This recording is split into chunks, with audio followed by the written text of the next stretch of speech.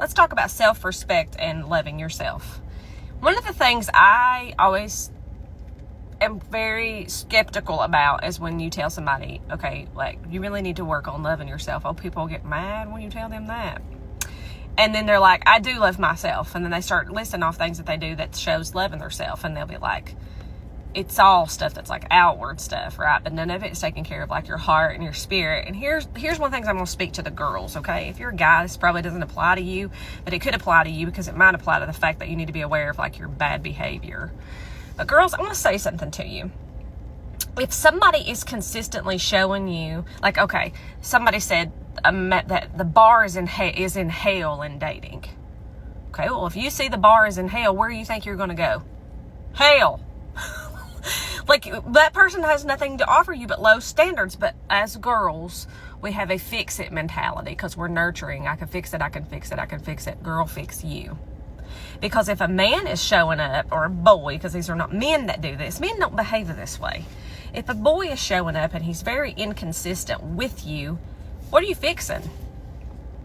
How are you going to teach him that you have value to show up consistently for you? He doesn't understand that.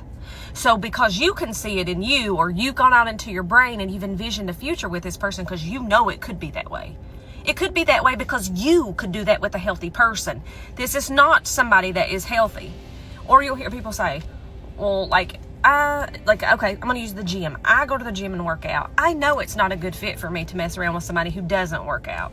Because first off, you're going to start resenting stuff. I've already done this. I've done this before with people so many times it's not funny. I think, okay, well, like, I can really get them into the gym. Like, I personal train. I can help them want to get into the gym.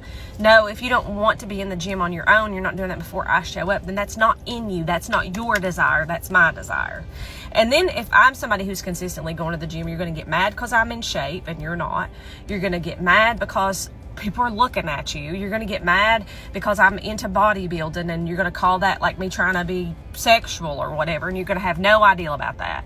When I'm in prep, you're not going to respect the fact that like I need to go to sleep, I need to eat correctly. You're going to no. It's not an alignment. And instead of people looking at stuff going, you're not in alignment for me, and understanding that there really is someone that's in alignment with you, but because you keep trying to fix every person out of line, you're not a mechanic. If the car is out of line, it's out of line. Let them go to the mechanic, the therapist office, and fix that. That is not for you to fix. It's not. And I know, like, that's the hardest thing, I think, for girls, is because we are so emotional and we hold such big visions. And that's also what makes you so beautiful and such a great wife. That's what God put inside of you to make you such a fantastic spouse, is your ability to nurture and to help somebody on their path. They're not on the path, babe. You're trying to put them on the path.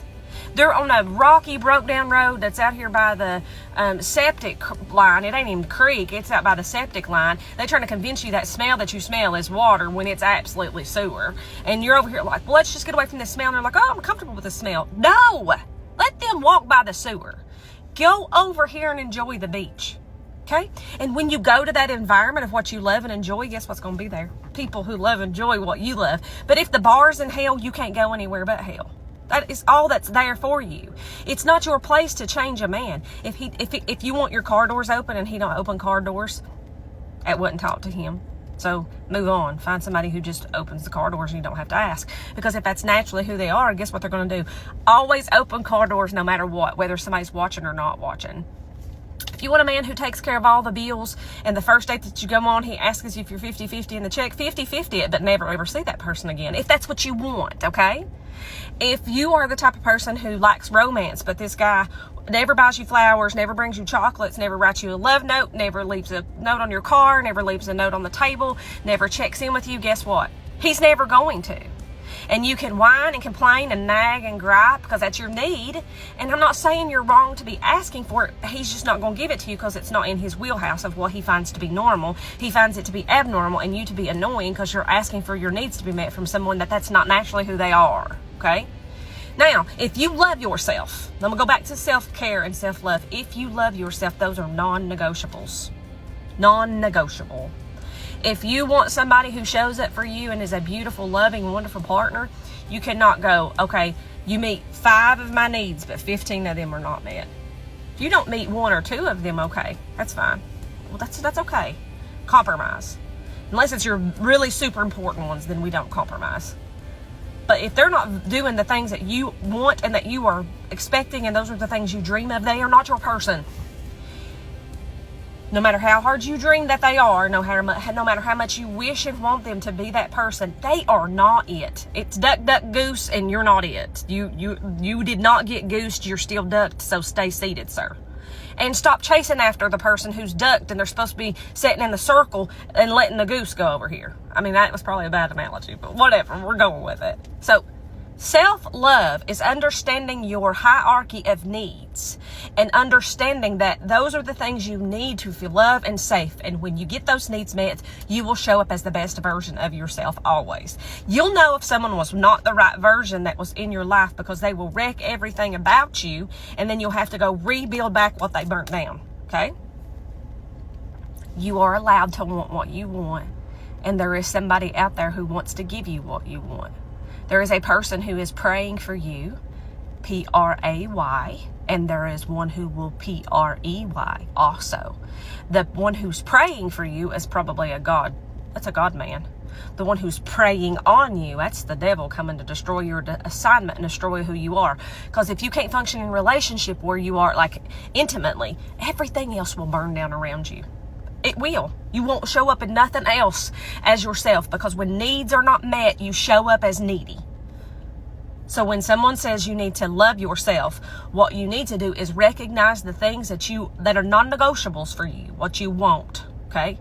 And don't just want them, also be them. You know, if I want somebody who's in the gym, get in shape. If you want somebody who's good with money, you better start being good with your money. If you want somebody who talks to you loving, kind, and sweet, you better figure out how to control your mouth. If you want somebody who takes care of things, you better take care of your things. If you want somebody who's loving and respectful, you be loving and respectful. Because they are a gift to you, but you are a gift to them too. It goes both ways. And stop settling for septic rats out there walking along the sewer line that ain't got nothing to give you, and elevate yourself and walk up the bank and get away from the sewer line and go visit over here at the lakeside. Go check out the beach for a little while, because the guy who's hanging out at the septic line who's willing to drag you through hell, he ain't it, babe. He ain't it.